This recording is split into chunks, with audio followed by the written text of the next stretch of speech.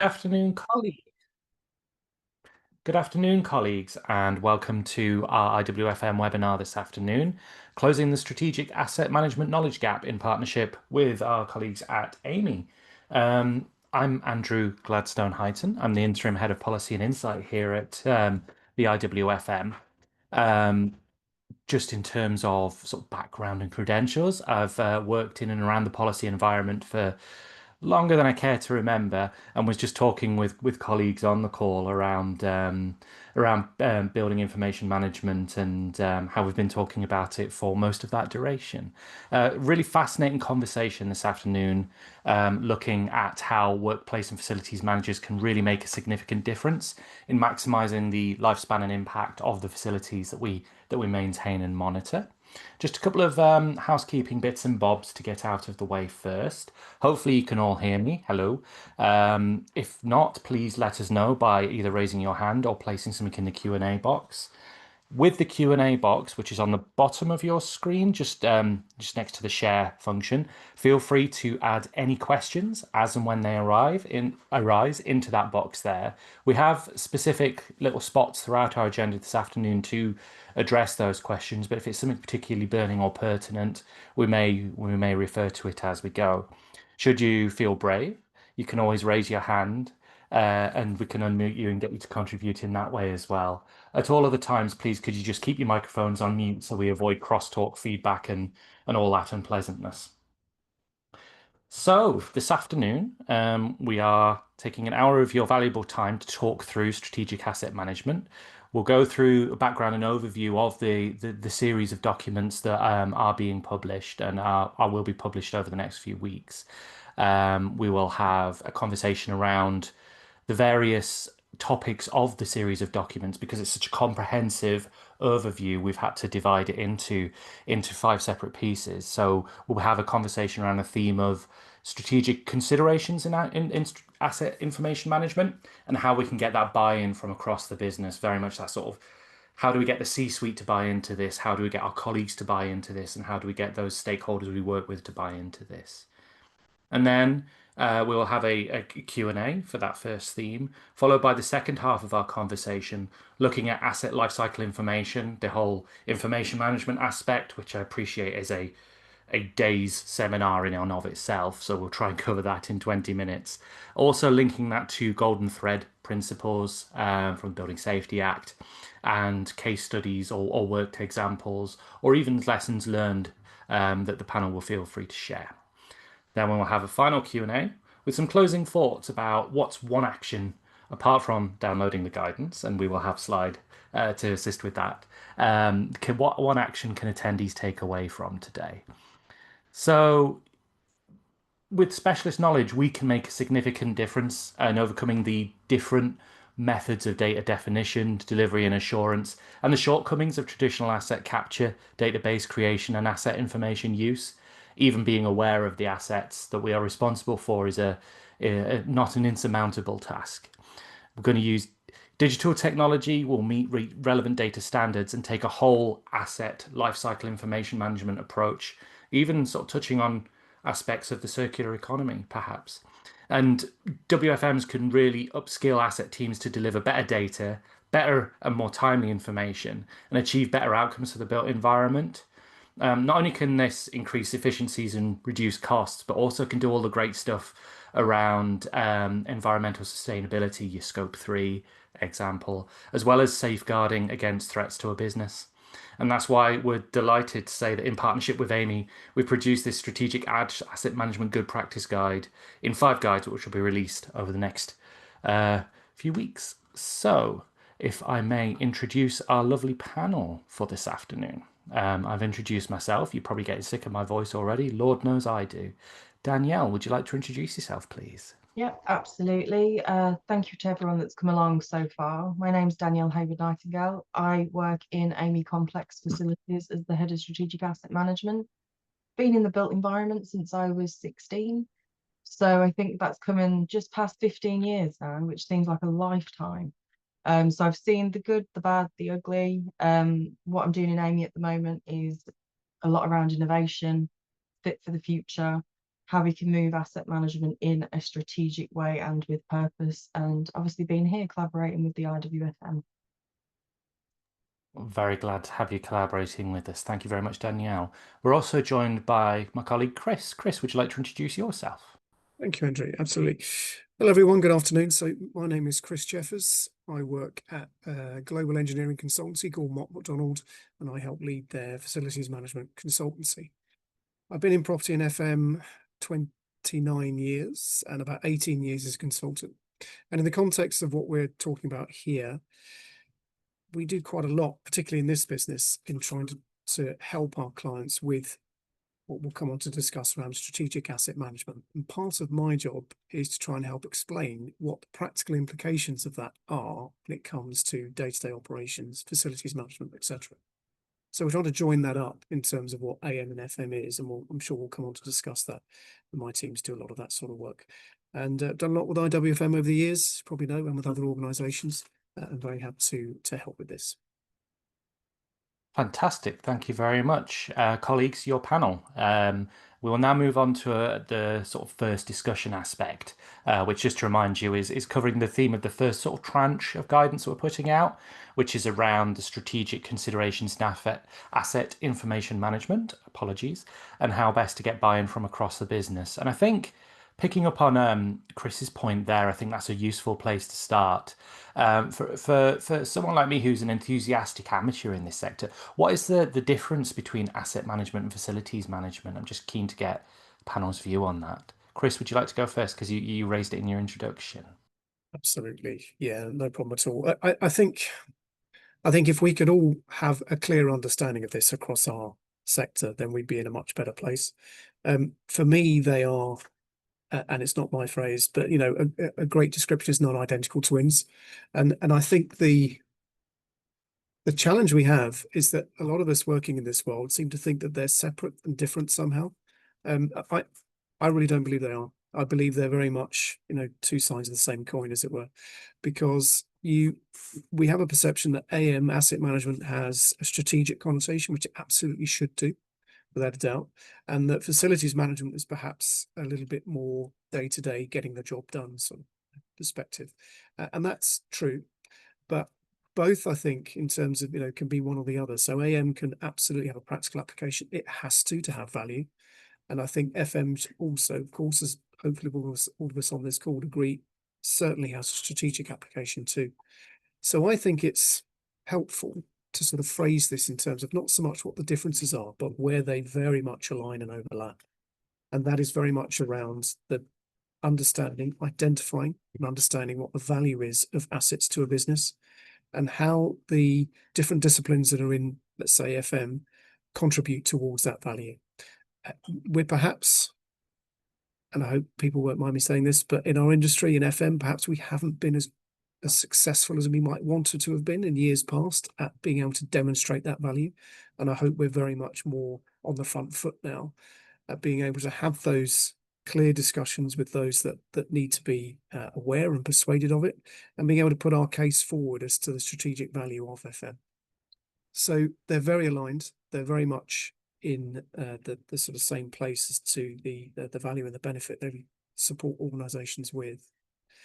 And I think, and I'm hoping, that the guidance that our members and our communities will be reading will help explain that and help see how the two are aligned.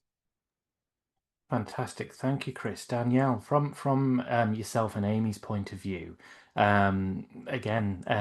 exploring that connection between asset management and facilities management. I know we were talking on the pre-brief around it is something that it's how long is a piece of string. It can be a very small, a very practical, or it can be right up to something that takes place across an organization on multiple sites. Just curious of your thoughts on the difference between those two things.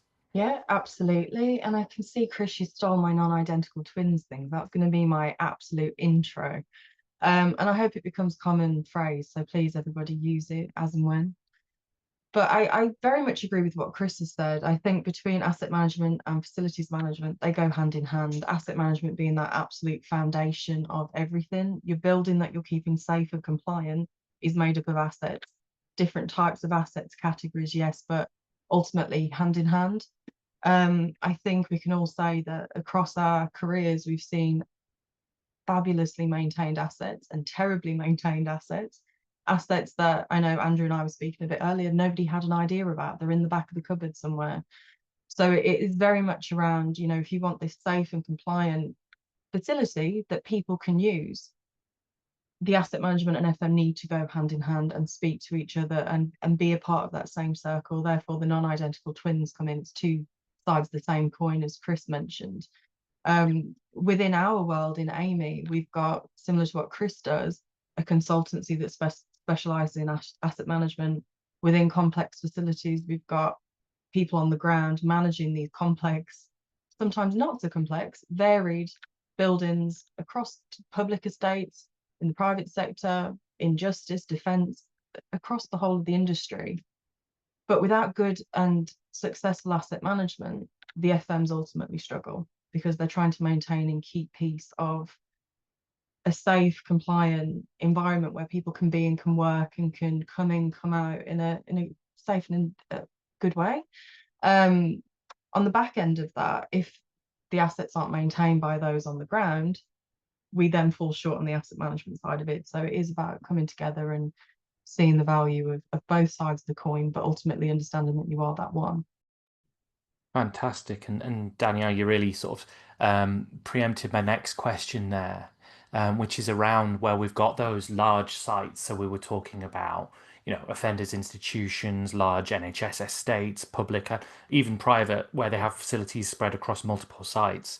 How best can you ensure continuity of that asset management approach across geographically and possibly even global facilities? Yeah, I think it's that strategic consideration, isn't it? It's around aligning with the business objectives, number one. It's having data governance. So going back to information management, you need to have governance ownership. Who owns it? Who's accountable for it? What are the standards? What are you working to? And make sure that's consistent across the piece, small or large estates, global, national. It needs to be consistent. You need to know what you're putting into it, and the data is only as good as when it's collected. So you need to have a cyclical route of data collection, data updates, you know, feeding into the systems leading on to the technological integration. So what system are you going to use? It needs to be standardized across the piece, across your estates, in line with client, FM provider. If you've got an asset management consultancy in, so whoever's doing the data or the asset verification, asset collection, the surveying of the assets, it all needs to be aligned and streamlined. I think that's probably key. Fantastic. And Chris, again, from that sort of consultancy point of view, is there anything in additional you'd ask to the comprehensive response Danielle gave there? Yeah, I think just underscoring the consistency piece. So what we would really like to see, our sort of utopia, if you like, in this space is standardization. We don't have it, but I think a lot of people would agree that that is something we should be aiming for, that consistent approach to how you record information, how you record asset data. And it's an easy thing to say, but again, just from working with so many different organizations in the role that I do, I think it has to be client-led. I think it has to be something that a client says, and sometimes may even be in disagreement with others in terms of, well, we should do it this way. Client needs to say, understood, it needs to be this way for my organization. Thinking about the key principles that we're putting through our guidance, and you'll find in other standards in the industry, those are really important as base principles. But the client needs to say, we're doing it this way in my organization. Please, can everyone adhere to that? Having done that diligent work beforehand to make sure that the approach that they use works for them, works for the systems that they use, works for the reports that they need to produce. That's really important, I think, because that then does drive, as Danielle says, that key principle around consistency and standardization. And it needs to be something that is kept up to date. It's not something that you do once and then you just say, right, I've done it now. It needs to be something that you come back to and keep reviewing, which is of course a theme, a process and a theme that we see in lots of these standards and documents, and including ours that we're going to launch in the next few weeks. But that circular approach and coming back to the beginning, right, let's check again, where are we? And it's something that I think if you take the base principles of what we're saying and apply that to critical assets that we're maintaining, perhaps we'll come on to talk about different types of assets, then start small and scale up. It's absolutely possible for everyone to really take this on board and get this done in terms of applying that consistency. Thank you very much, Chris. Again, we'll be getting into the sort of information and information management side of things in the back half of our conversation this lunchtime. But no, really useful responses there. I guess we are kind of building a picture here. So once you've got that foundation and you've set out the picture frame of what the organization has and any gaps that there are, and you have a log of the state of those assets. I guess the next step is getting that sort of buy-in in terms of not only the importance of maintaining that and the cost of maintaining that, and as you said, Chris, it's not just a do once, put it on the shelf and it gathers dust. It really needs to be a living, breathing process. So in terms of asset management, that whole cycle, how have you folks found best to get that C-suite buy-in, especially when you're talking to private companies, you're talking to executive boards, etc., etc. Happy for anyone to jump in. Happy to jump in. I think it's around the buy-in piece can be complex. I think it's showing them the benefit of good asset management.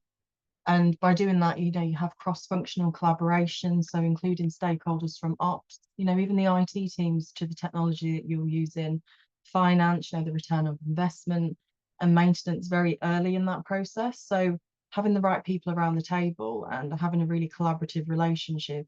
I know I said this over and over again in our previous event at the NEC earlier this year, but it is around collaborating between supplier, contractor, client, all coming together to work out how it's going to work best.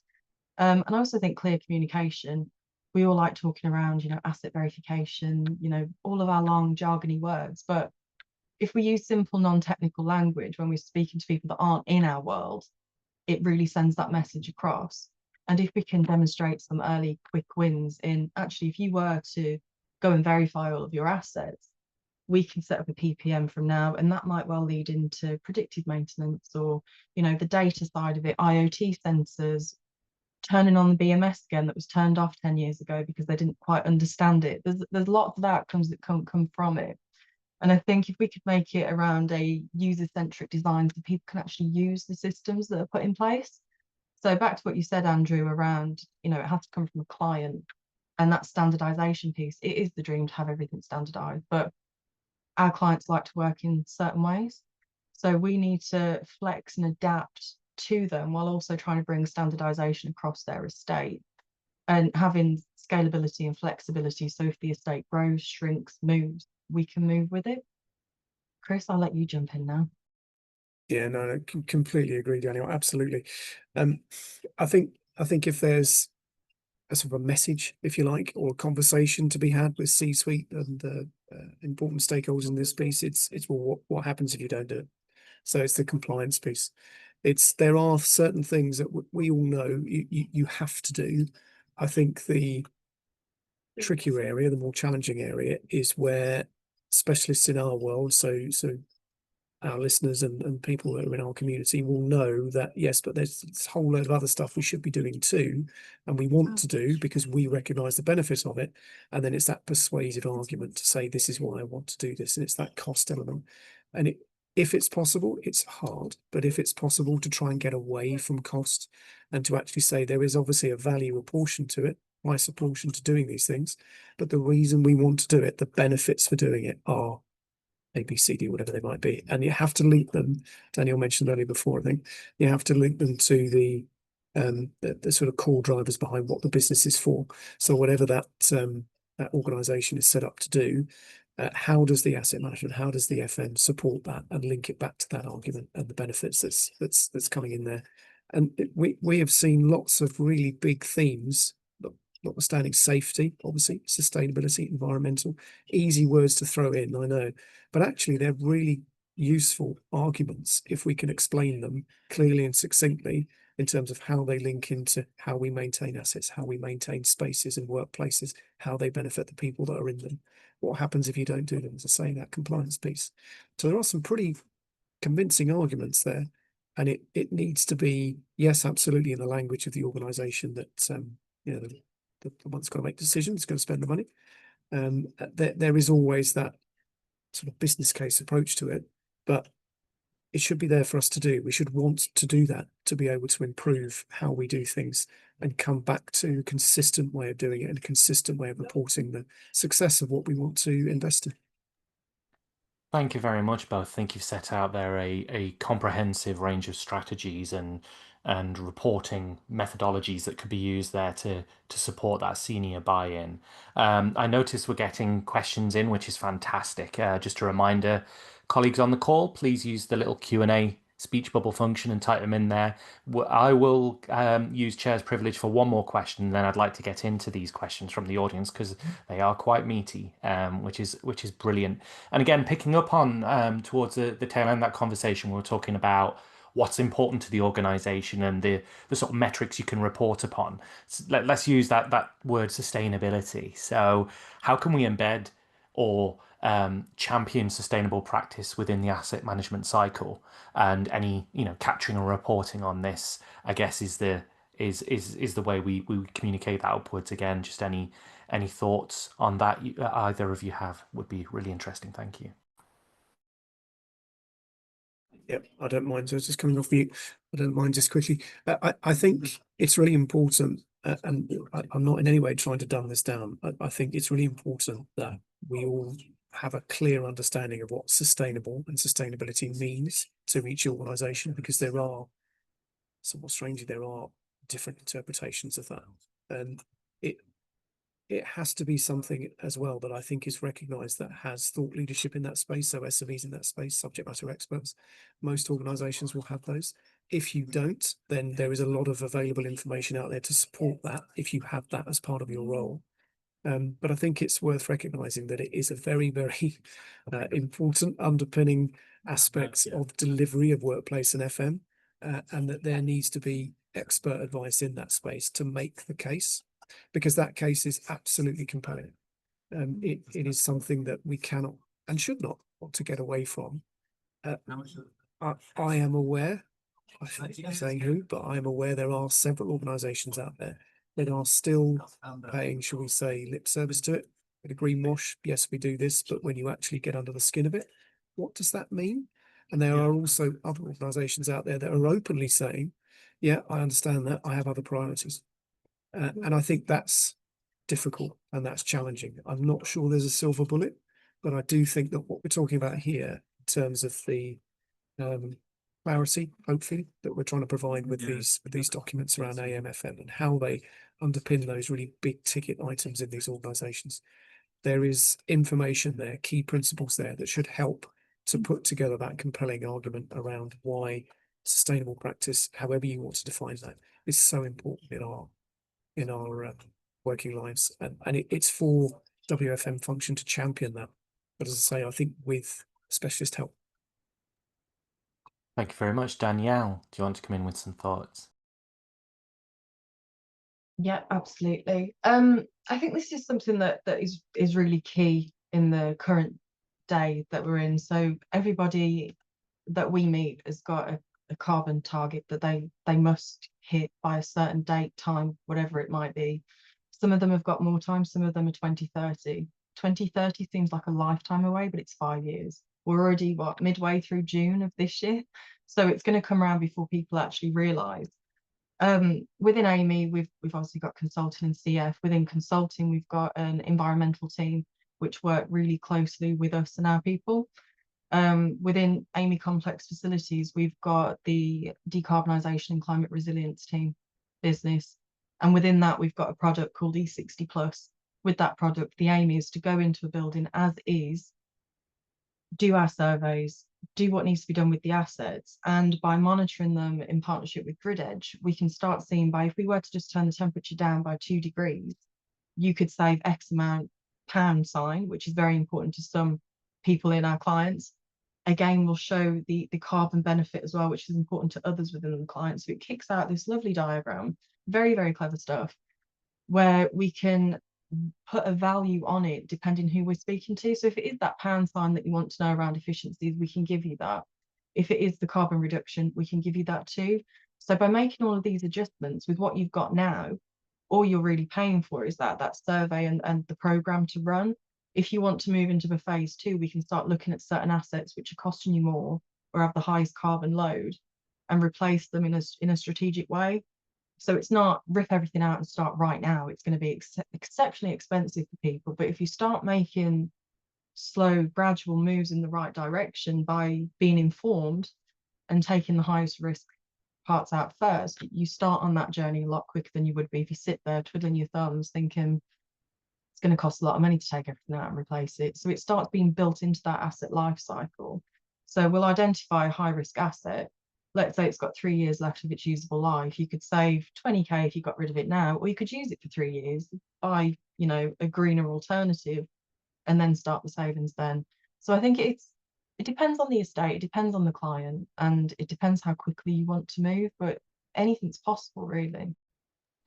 Fantastic. Thank you, Danielle. And you remind me as well that we are now getting closer to 2050 than we were to the year 2000. So that's a little reality check for A, those of us who remember the year 2000, and B, looking towards net zero and the sharpness of those graphs that to meet net zero and the increasing cliff edge we're facing. So very topical conversation. Just move on to some questions we've got in now. Got some lovely questions here. So starting with a question we've had from one commenter, and feel free whoever to jump in on this. Can you define what strategic asset management using site or operational asset management as a reference? Give a very brief one, and this is one that I've explained to clients and even my own colleagues, is strategic asset management to me refers to the why and the what. So a lot around why the assets are needed, what performance is required, the investment risk strategies, and the how and the when comes very much the operational insight side of it. So how we maintain them, when we do it, how are they monitored, and what interventions are needed. I think that's the cleanest and simplest answer I can give. Chris, I'm sure you've probably got a much deeper one. No, I think that's great. No, I completely concur with that. And I think simplicity is always best, particularly when we're talking about themes that we want everyone to ingest and understand. And we do talk about the way in which we describe that or think of it in our world in the guidance. I think it's also worth saying that the guidance also refers to other standards that are in our world, like 55,000, 19650, etc. They all talk a little bit about strategy and rightly so. They're all trying to say the same thing, really, which I think you put really, really well there, Daniel. It is about the breaking down the strategy to the tactical to the operation, excuse me, which is becoming not so much a cliche, but you hear it a lot, but it's entirely relevant, in terms of how we think about maintaining, looking after assets, those sort of 3 tiers. So yeah, there's quite a bit of information out there for our listeners to find further information on that, but I think you put that really, really well. And it's if you do, because I found this, if you do read different guidance papers, different standards, and they all say things slightly differently, use slightly different terminology, they're all trying to say the same thing about think about what you've got and then how you're going to maintain it and what's most important to you. Thank you, Chris. Thank you, Danielle. On that guidance point, there is a sort of attendant question to the previous around what does ISO 55001 refer to, strategic or operational asset management? And again, is this to your point, Chris, around it's exactly standards talking in different ways? Yeah. But yeah, please. It's exactly that. Yeah, sorry. Yeah, absolutely. So I think this comes back to the issue I mentioned at the top of the call, at the top of the webinar. And it's a really good question. It's a really relevant question, because you could take 55,000 and you read it and you read the guidance that's around it, the 1 and the 2s, etc. And you think, okay, so this is a strategic approach to managing assets for organizations. And hopefully you get from that it doesn't matter how big that organization is, but the principles are the same. So how does this then apply to operations and FM? Well, it directly applies to it if you sort of with 55,000 on its own, sort of read between the lines a bit, which is where we're trying to step in here and trying to help with this guidance material we've put together. And indeed, one of the reasons why we've broken it down to the 5 sections, which I think is really helpful, because it's the application of the strategic approach in a more practical way. How do I do that? And there is a pretty clear roadmap to doing that in the guidance here. And it's about taking what is important to you and thinking about how does that align with what this organization is for, what it's actually doing, what my role and my team's role is in that, and the activities that we do. It's linking the two. And that's a really important part of thinking about the strategic, the tactical, the operational, and indeed, dare I say, the AM to the FM. I hope that our listeners won't take away thinking, oh, in which case asset management is strategic and facilities management is operational, because I've come across that before. There are elements of that, but it's a mix. It's very much an integration of the two to be successful as the whole. And you could do a webinar on just 55,000, the application of it on its own, because it's a fantastic set of principles in the document. But we do have to make it relevant and practical on a day-to-day sort of business as usual sense. Thank you very much, Chris. Danielle, do you have anything to add to that? I completely agree with everything that Chris has said, to be honest. I think whilst the standard is strategic in nature, it requires integration with operational practices.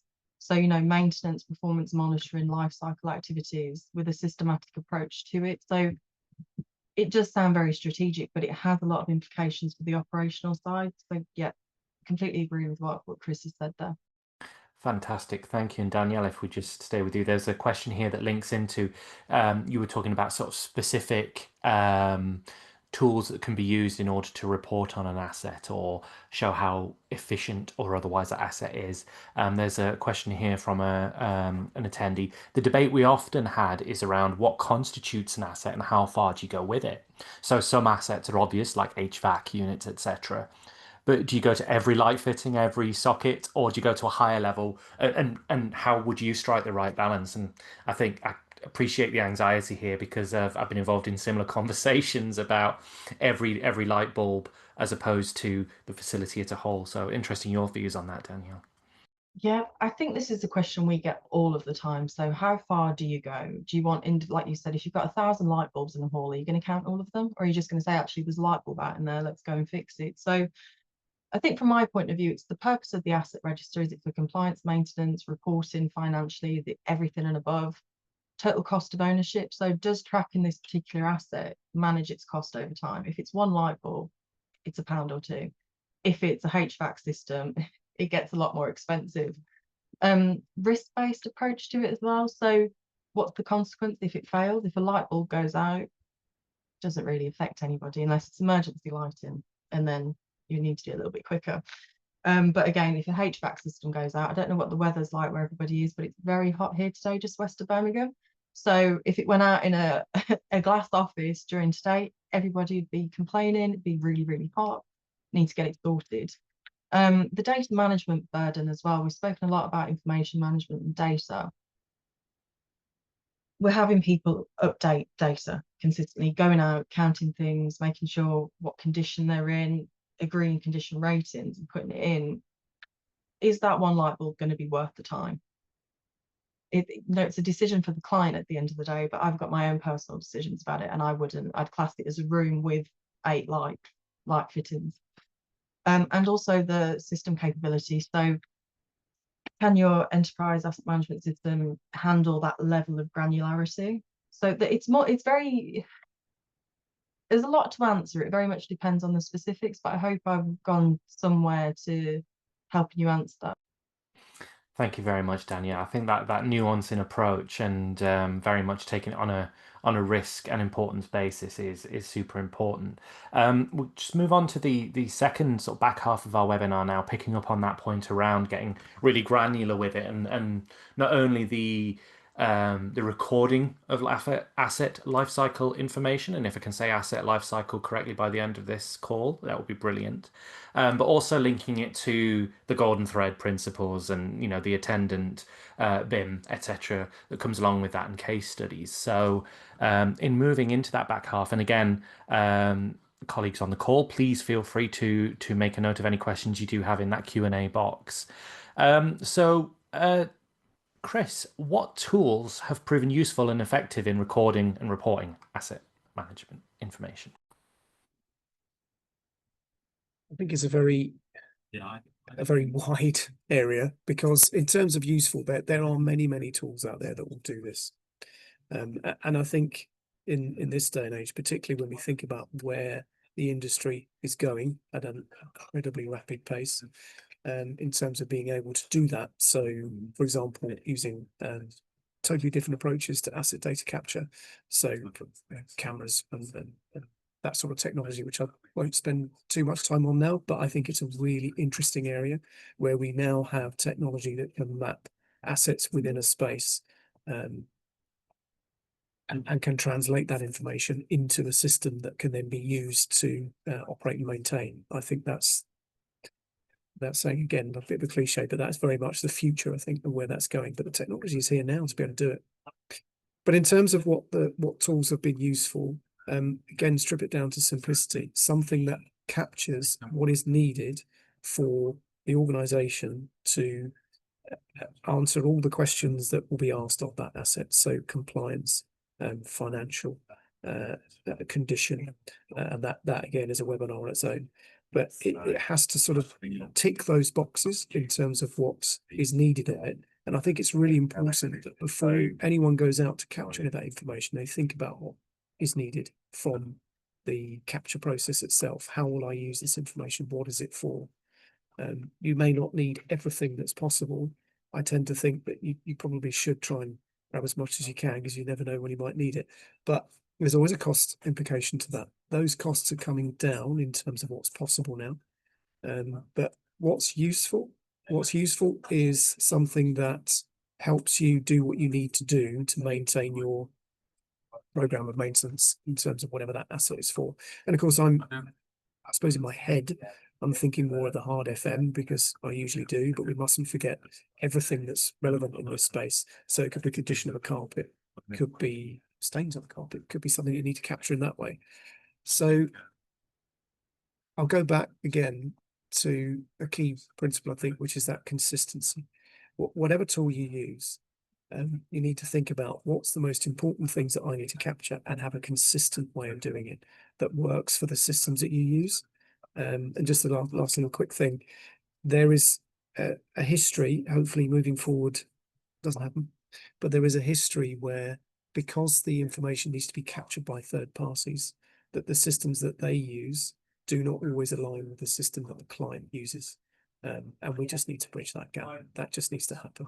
And we shouldn't be having that situation. I know we do historically, but moving forward, that needs to be clarity around scope and spec, and the system requirements, just to get that right. But yeah, consistency. So consistency, having a API at least that can extract that data into usable open source format. Danielle, is there anything from yourself or Amy's point of view that you found useful in this field?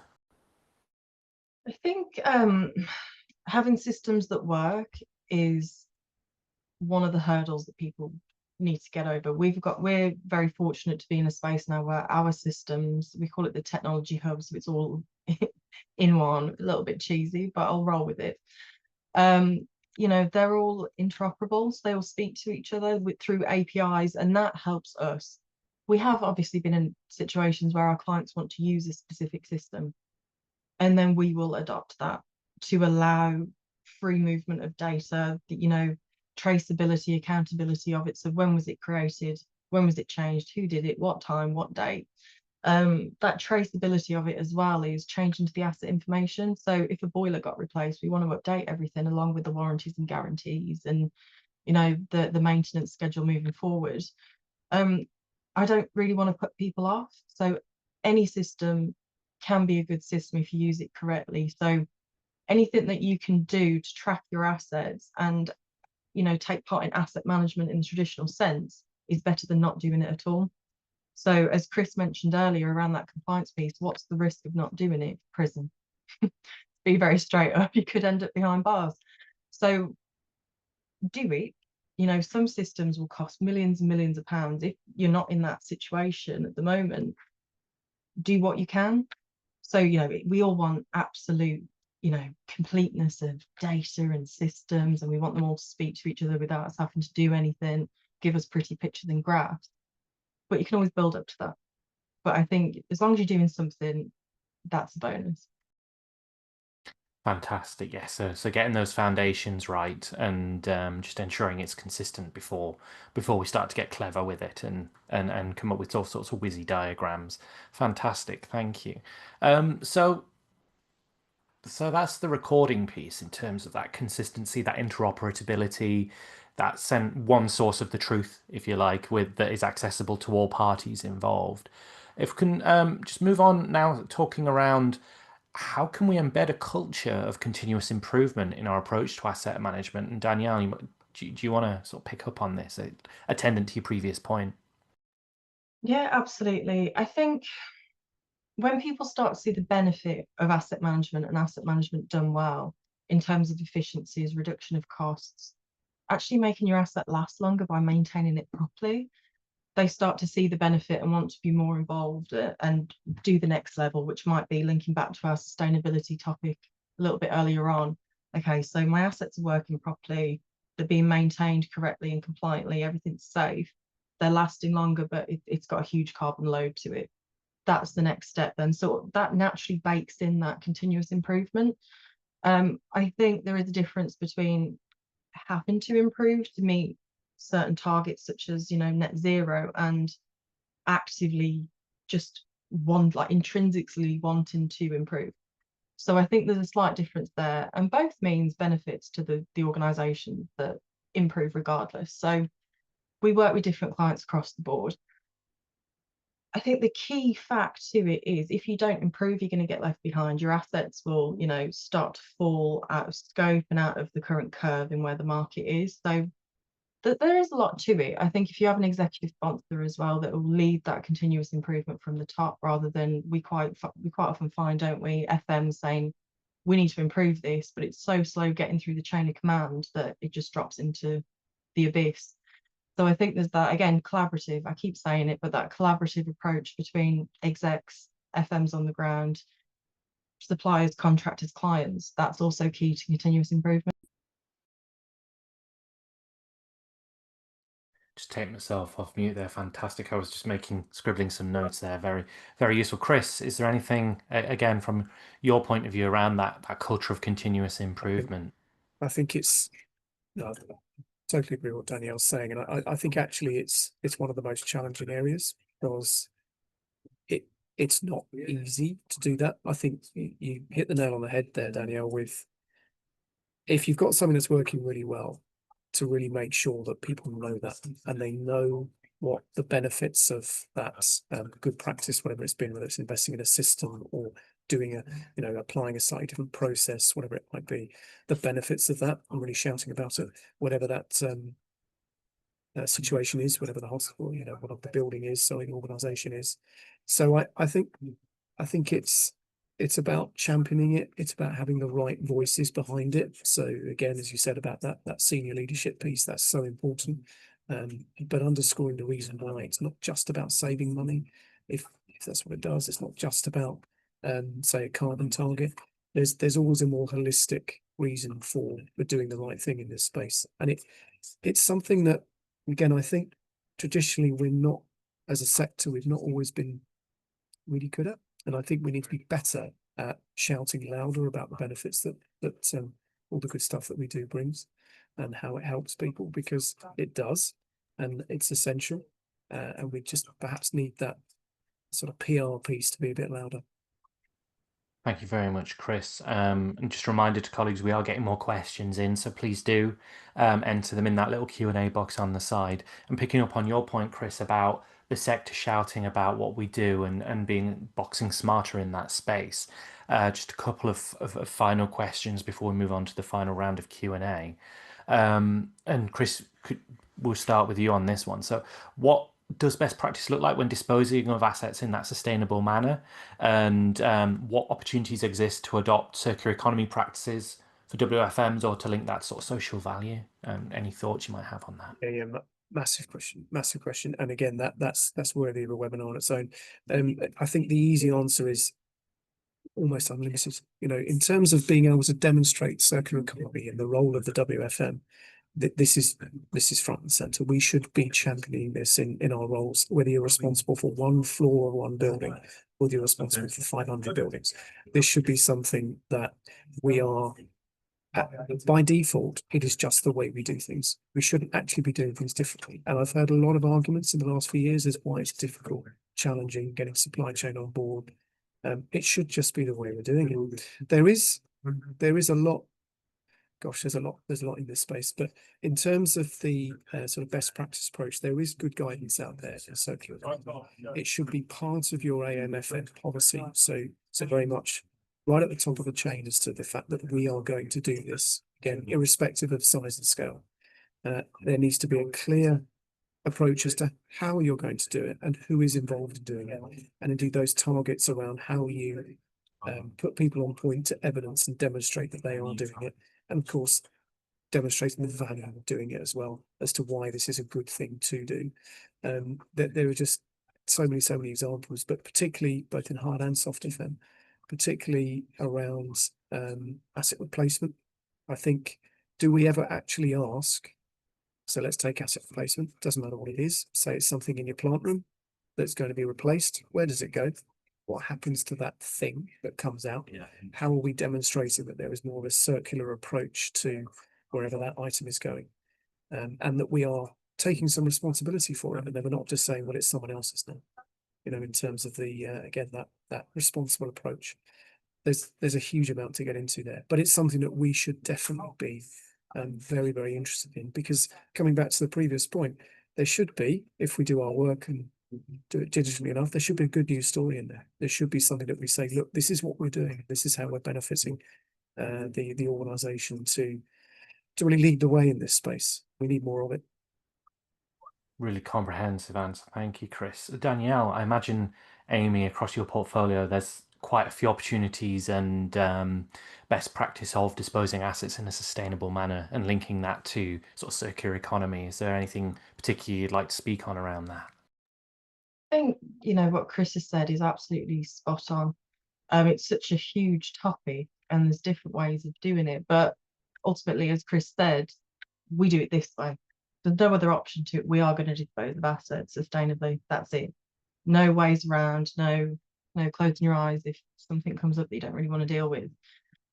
We've been doing a lot of work with climate tech startups to start looking at different ways in which we can dispose of assets in a sustainable way, and, you know, linking into that circular economy piece.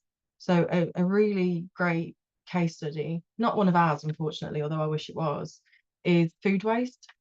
So one of our partners is working with Nestle, and they've found a way of taking their food waste and turning it into a clear substance. Sounds really gross, probably, you know, but apparently it doesn't smell or anything. So just to put everyone's, you know, minds at ease coming up to lunchtime.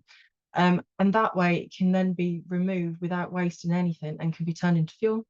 I don't know the specifics around it, but that's a key takeaway from what I've taken from one of our partners. So we're constantly on the lookout for new ways of doing things to sustainably. So, you know, we need to rip out a cell. What are we going to do with those assets? How are we going to replace them? The answer, before anything else, sustainably, and then we work out how to do it. It might be difficult to start with, but it soon gets easier once you build that sustainable supply chain, partnerships. It all starts falling into place. Fantastic. Thank you, Danielle. Chris, are there any sort of specific examples or lessons learned that you'd like to share in this sort of space, in sort of that higher level? Perhaps not necessarily around circular economy, except to say that I think in my experience last few years, whatever it's been, we haven't been very good at it. So in terms of reporting, we need to be better at it. There are schemes out there that our listeners can find out about, and maybe we can follow up with a bit more information on that, because it is such an important area. I just, for everything that I've seen across lots of different sectors, it's an area that we want to be better at. And it's brilliant to hear the sort of things that Amey are doing, and I'm sure others in this space are also doing that. It just has to be the way in which we are. It's the de facto way of doing things. It's just the way that things are done, rather than, oh, we should do it this way, we should do it sustainably. No, it's just how we do things. I think the last point I'd make, though, is that there is not enough scrutiny as to the end result. Is it truly circular, or is it going somewhere else, and we then just say, well, we've done our bit and that's enough?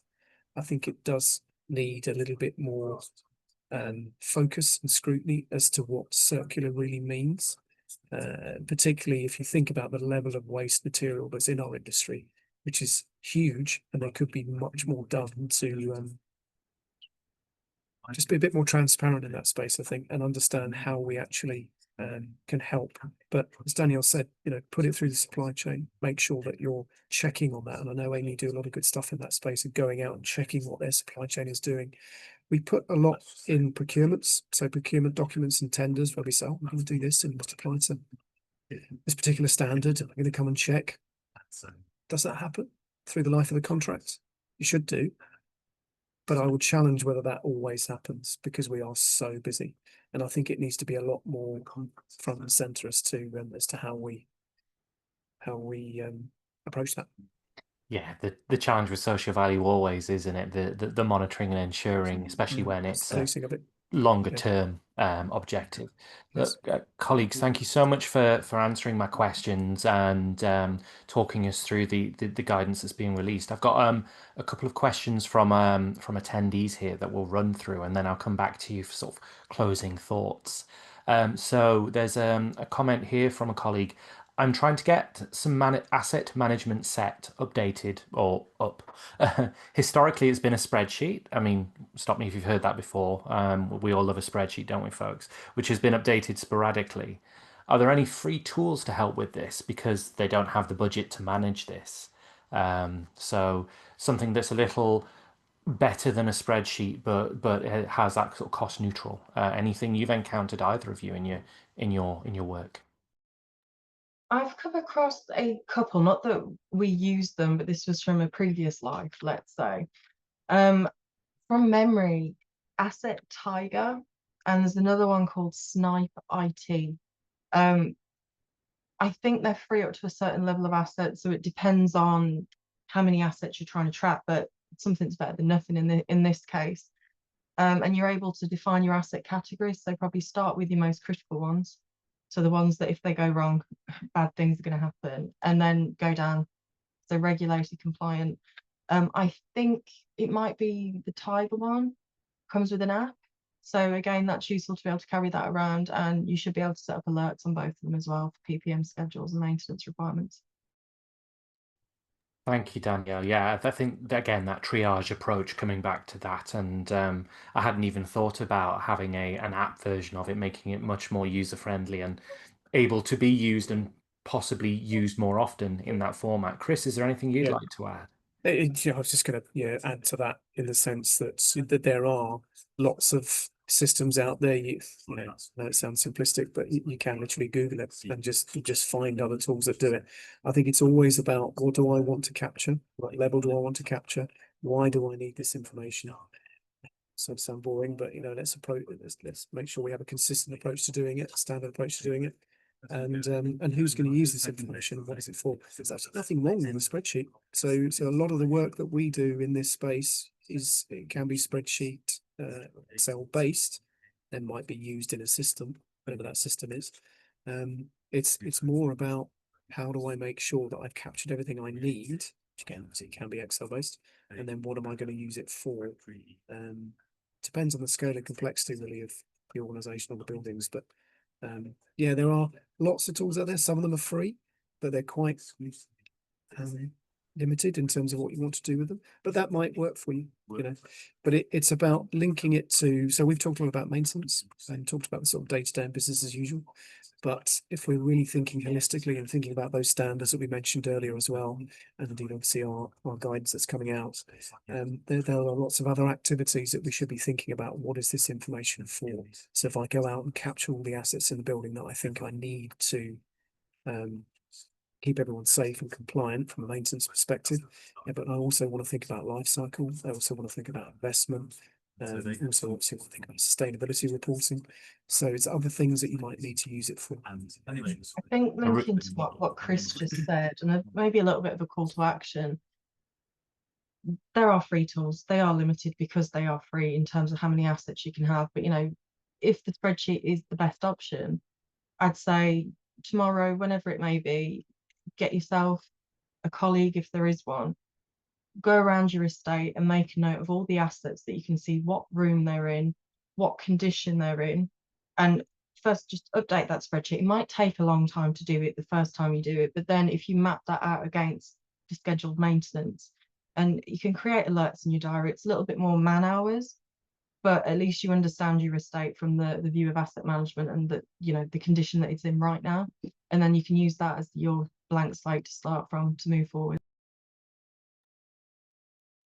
I'm reminded of an engineering colleague once told me if it's straightforward but it works, and if it's stupid and it works, it isn't stupid. You know, ultimately it's you've interrogated the need for that and you've recorded it, then that is a starting point.